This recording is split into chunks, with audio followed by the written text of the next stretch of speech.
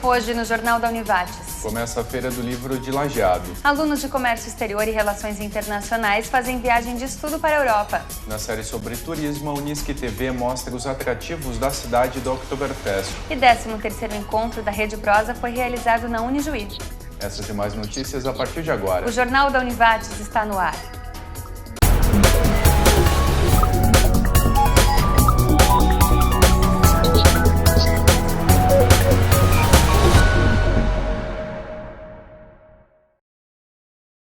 Boa noite.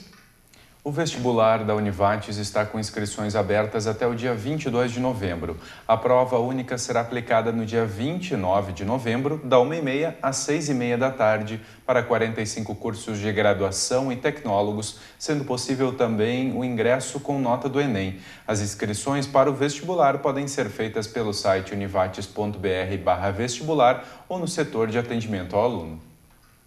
Começou hoje a 10ª edição da Feira do Livro de Lajeado. 5 dias de programação no Parque Histórico da cidade. Cerca de 20 mil livros à disposição, além de atividades culturais.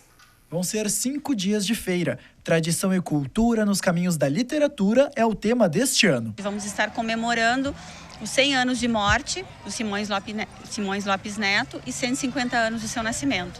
Então, através disso, nós trouxemos essa proposta para a comissão organizadora da feira, que foi aceita, e a gente então definiu a temática da feira trabalhando não só o tradicionalismo, mas também a cultura gaúcha, a literatura gaúcha. A organização espera a visita de 15 mil pessoas. Ao todo, cerca de 20 mil livros vão ser disponibilizados para o público. Os adolescentes procuram muito agora, tá na moda os bloggers, que é aquele pessoal que tem uma página no Facebook.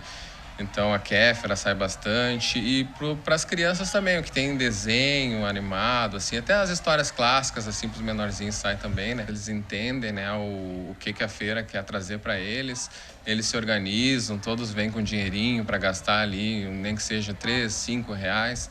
Todos vêm com o interesse de ler, né, de comprar alguma coisa. E mesmo quem não sabe ler entrou no clima da feira. A professora dessa turma de educação infantil levou os pequenos para aprenderem desde cedo a importância dos livros. A leitura é essencial para tudo, né? Para descoberta, para pesquisa, para matemática, para raciocínio lógico, para tudo, né? A leitura faz parte. A importância da leitura e o contato com o mundo literário é muito grande. Para eles é uma descoberta, é um mundo novo, né? Tudo um conto de fadas. E a minha turma, eles fazem a hora do reconto. Eu conto as histórias para eles e eles pegam o livro e recontam para os colegas. Mas além da comercialização de livros, a feira conta com programação cultural. São cerca de 60 atividades, entre apresentações musicais e teatrais, todas de graça para a comunidade. Onde a gente consegue congregar todas as atividades, não só a questão da leitura, da literatura, mas também as artes, né? A programação artística, os teatros, dança, música, o cinema, enfim, convergendo para a questão da leitura. A gente acredita que isso estimule cada vez mais, e esse é o grande objetivo da feira, que é a formação de novos leitores. O encerramento da feira acontece sábado à noite com a apresentação musical do Grupo Rock de Galpão, a partir das 8 horas. O primeiro Congresso de Ciência e Tecnologia começou ontem. Na programação, palestras, competições e minicursos. O CCTEC ainda vai contar com um palestra-show de Tedi Correia, logo mais a partir das 8h30 da noite, no Teatro da Univates. O escritor e vocalista da banda de rock gaúcha Nenhum de Nós compartilha a trajetória com o público. Ele fala sobre trabalho em equipe e gerenciamento de crise e como a banda Nenhum de Nós se tornou símbolo do rock gaúcho, tendo a mesma formação desde o início da carreira e sempre atuando com o mesmo empresário, algo que é raro no meio artístico e musical.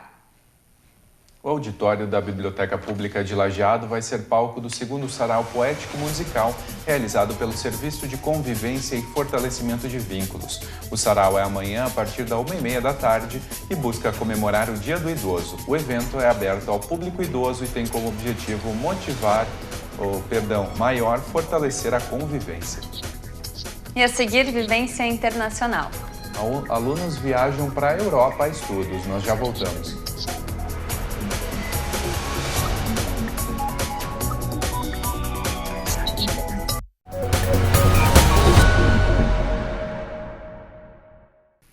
Em audiência na sede do Ministério Público em Lajeado, lideranças de diversos setores se reuniram para discutir medidas de segurança a serem implementadas no trecho da BR-386, que passa pela aldeia indígena Caigangue. Estiveram presentes no encontro representantes do DENIT, Polícia Rodoviária Federal, FUNAI, Prefeitura de Estrela, Terceira Coordenadoria Regional de Educação, lideranças da tribo Caigangue e Procuradoria da República. Foi oficializado um documento que prevê obras de melhorias no local, onde 3 crianças morreram ontem pela manhã. O DENIT se comprometeu a melhorar a sinalização no trecho num prazo de até 30 dias. Por outro lado, considerou difícil a implantação de uma lombada eletrônica no local. Já o Ministério Público Federal vai oficializar a recomendação para a instalação do aparelho. Hoje a professora Morgana Domênica fala sobre acessibilidade para cadeirantes. Além de normas da BNT, ela dá dicas para comerciantes. Boa noite, professora. Boa noite a todos e todas. Outro dia conversávamos sobre a nova norma da ABNT, NBR 9050, que dispõe sobre a questão da acessibilidade em equipamentos, mobiliários, enfim, edificações. Ainda sobre esse tema, pensando no período de chuvas que nós estamos vivendo, a gente vai conversar um pouco hoje sobre a questão das vagas de estacionamento reservadas para pessoas com deficiência. Quem não vive a situação de necessitar desembarcar de um carro, sentar em uma cadeira de rodas, muitas vezes sozinho, porque o próprio condutor do veículo, em alguns casos, utiliza a cadeira, não sabe que existem algumas dificuldades que se sobrepõem a essa tarefa de uma forma bastante séria, né? Muitas vezes, em alguns espaços, para começar, nós percebemos que as pessoas até reservam vagas para pessoas com deficiência, está ali o símbolo identificando aquela vaga, porém, ela não dá as condições mínimas para que a pessoa faça uso da vaga. Isso pode parecer estranho, mas é bastante comum. É comum a gente observar, por exemplo, que não existe o espaço reservado ao lado do espaço em que cabe o carro, o veículo, para que a pessoa estacione a cadeira de rodas e possa descer com segurança. Ainda, voltando à questão das chuvas, né?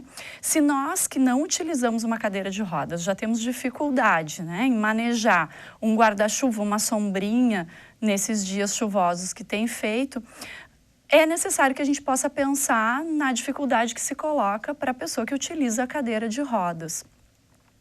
Então, em alguns casos, se você tem um estabelecimento comercial, se você tem enfim, um espaço que você gerencia e que vai disponibilizar uma vaga de estacionamento para pessoas com deficiência, é interessante observar se não é possível disponibilizar também uma vaga coberta para esses dias mais complicados. Isso não é uma exigência, claro, mas é uma questão de bom senso. Se a gente não tem noção da dificuldade que se coloca, que se apresenta, talvez valha a pena observar uma pessoa desembarcando de um veículo num dia chuvoso e estacionando numa vaga e se transferindo para a cadeira de rodas. Talvez observando um pouco a gente possa ter uma noção melhor da dificuldade que se coloca e da necessidade de a gente pensar em alguma forma de diminuir os transtornos, né? Então, essa é mais uma dica. Outras questões também são interessantes da gente pensar, né? Às vezes as pessoas seguem a norma da ABNT com relação à colocação de uma rampa num estabelecimento comercial, num restaurante, por exemplo, mas quando um usuário de cadeira de rodas entra no restaurante, as mesas não possibilitam que a cadeira se coloque abaixo da mesa para que a pessoa possa ficar próxima da mesa e fazer a sua refeição com tranquilidade. São pequenos detalhes que passam despercebidos, mas eles são muito importantes para que as pessoas com deficiência possam participar não só dos espaços produtivos, como também dos espaços de lazer que as nossas cidades oferecem. Então, mais algumas questões para a gente pensar sobre esse tema da acessibilidade. Nos vemos na próxima terça. Obrigado, professora. Alunos e professores da Univates embarcaram no dia 4 de outubro para uma viagem de vivências. Até o dia 13 desse mês, a turma visitou Bélgica, Alemanha e Portugal. Os cursos de Relações Internacionais e Comércio Exterior levaram 20 alunos para uma viagem à Bélgica, Alemanha e Portugal. A ideia é colocar os estudantes em contato com um universo no qual vão atuar profissionalmente. São profissionais que na sua atividade vão ter que viajar, vão ter que lidar com diferentes órgãos internacionais. Então a vivência é justamente essa oportunidade, né, de pegar um avião, pousar em aeroporto e fazer conexão, andar de trem, caminhar pela cidade, se localizar em diferentes cidades, e tudo isso interligado com visita a órgãos internacionais. Locais esses escolhidos estrategicamente. Visitando os principais órgãos internacionais relacionados ao comércio exterior e às relações internacionais. Então, por exemplo, em Bruxelas é uma das principais cidades, uma das capitais políticas do mundo, porque lá está a sede da União Europeia, lá tem organismos internacionais como a WCO, que foi um organismo que nós visitamos esse ano. Genaro participou da viagem e trouxe com ele só coisas boas para contar. Foi totalmente sensacional, né? Foi uma experiência bem diferente, eu nunca tive esse contato muito grande com o exterior. Eu só fui uma vez em viagem a turismo mesmo para o Uruguai, e agora eu tive a oportunidade de então ir para a Europa, visitar a embaixada, visitar parlamento, visitar agências de comércio e também de ter um contato bastante grande com os nativos do lugar, né? De conversar com eles numa língua estrangeira, de conhecer como é o dia a dia deles. Inclusive alunos que já tiveram outras experiências internacionais, participaram de intercâmbio ou viajaram a turismo, ressaltam a importância da vivência na formação deles, porque nessa atividade nós acabamos visitando locais que o turista ou uma pessoa sem o suporte institucional da Univates não teria acesso. Por exemplo, visitar uma embaixada. Entrar na embaixada não é um processo tão simples. Para mim, como aluno de Relações Internacionais, foi assim, quase um sonho se concretizando, né?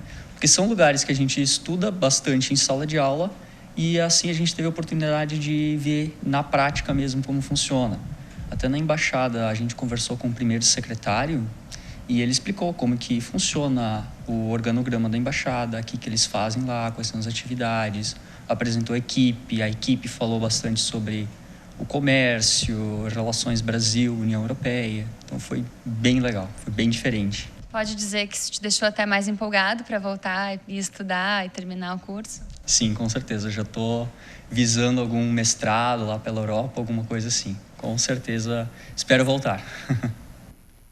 O dia começou com sol entre nuvens e sensação de abafamento. Logo no início da tarde começou a chover e amanhã o tempo deve continuar instável. A quarta-feira vai apresentar muitas nuvens e pancadas de chuva com possibilidade de temporais isolados, principalmente na primeira metade do dia. Na quinta-feira o tempo ainda não vai estar firme e ao longo do dia ocorre alternância entre nuvens, pancadas de chuva e aberturas do sol.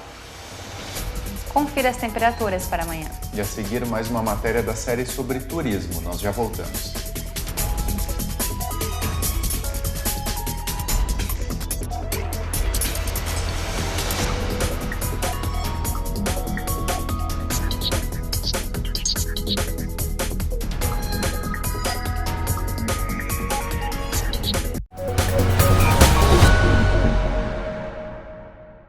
A quinta edição da Feira de Ciências da Univates começou hoje no Complexo Esportivo. O evento quase duplicou o número de inscrições. No ano passado havia o envolvimento de 64 projetos, neste ano são 127. Nessa edição, o evento conta com 314 estudantes de ensino fundamental, médio e técnico e 66 professores orientadores. Abrange 35 escolas de 22 municípios. O projeto que alcançar maior pontuação geral vai ser premiado com um tablet. Além disso, o projeto de lajeado melhor pontuado em cada categoria de ensino receberá a Bolsa de Iniciação Científica Júnior pelo CNPq. Como a feira é afiliada à Mostra Brasileira de Ciência e Tecnologia Mostratec, os trabalhos com média final acima de 4 poderão apresentar o experimento no evento internacional em 2016, realizado em Novo Hamburgo. Contação de histórias, pintura artística, cantigas infantis, orientações sobre o transplante de mudas de verduras e educação inclusiva. Essas são algumas das atividades programadas para a segunda edição do Educação na Praça. Promovido pela Secretaria de Educação de Estrela, o evento é sábado, das 9 da manhã ao meio-dia, na Praça Amena Barreto e vai reunir alunos das escolas de educação infantil e do ensino fundamental. Dando continuidade à série sobre turismo feita pela Rede Prosa, a rede das TVs e rádios que fazem parte das instituições comunitárias gaúchas, a gente te mostra agora o material produzido pela Unisque TV de Santa Cruz do Sul. Você é convidado a fazer um passeio pela terra da Oktoberfest.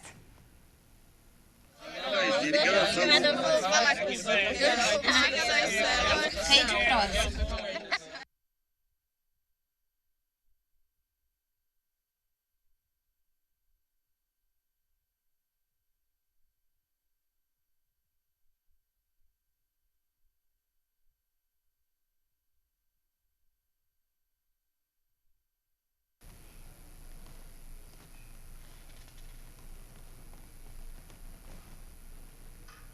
Tivemos um problema técnico, o Jornal da Univates vai para um rápido intervalo, daqui a pouco a gente está de volta.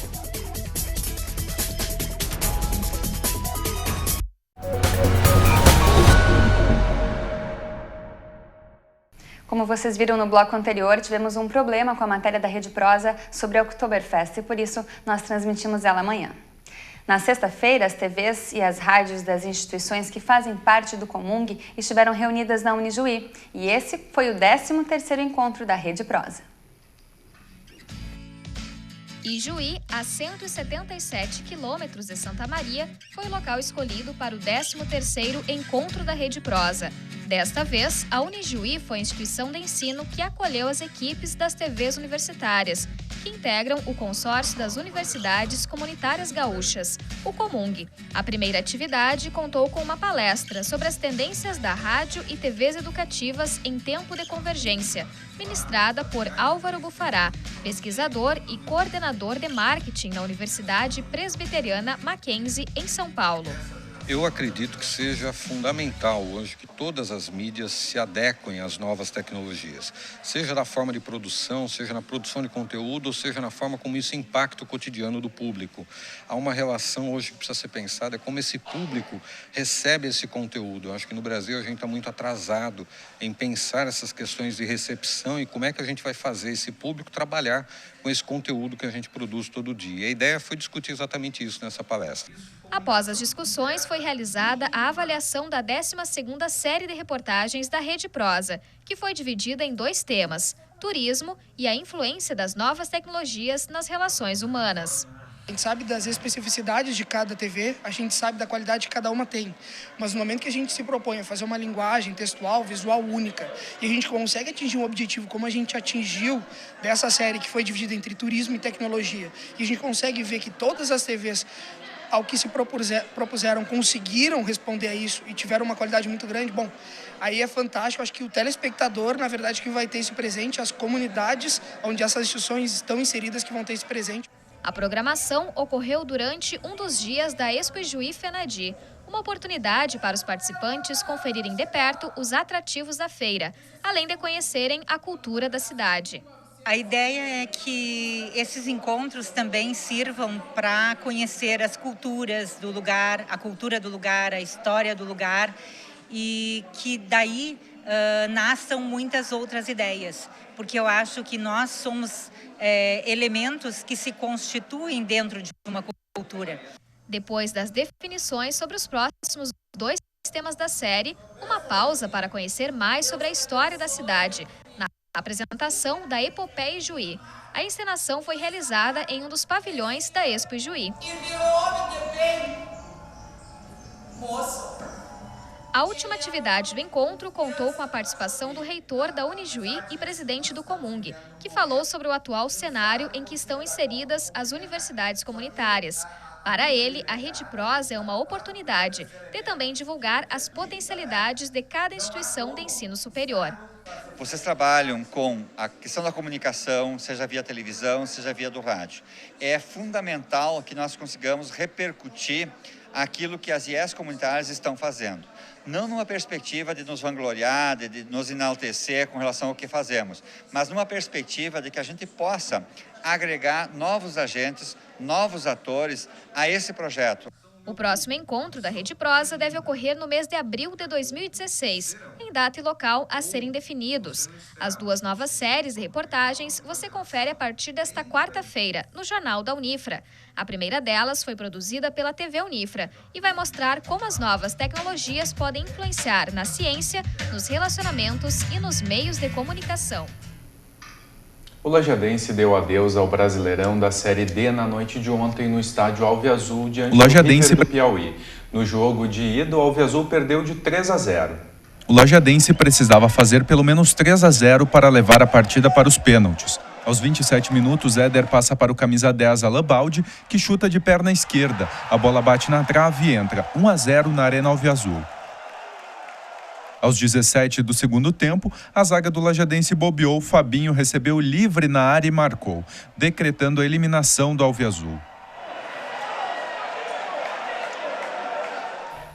E na próxima quinta-feira, o Lajadense tem mais uma decisão, dessa vez diante do Pelotas, na Boca do Lobo, pelo jogo de volta da final da Copa Luiz Fernando Costa. Se vencer, vai conquistar o bicampeonato da competição e ainda o acesso à Copa do Brasil de 2016.